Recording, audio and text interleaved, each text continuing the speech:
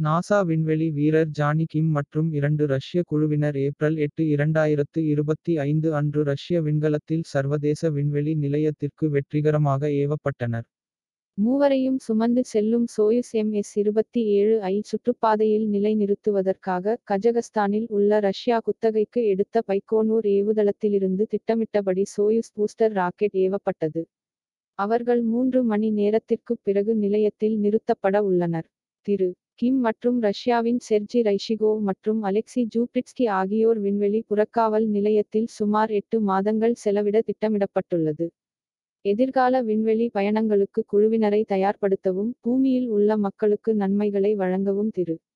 கிம் அறிவியல் விசாரணைகள் மற்றும் தொழில்நுட்ப ஆர்ப்பாட்டங்களை நடத்துவார் என்று நாசா தெரிவித்துள்ளது.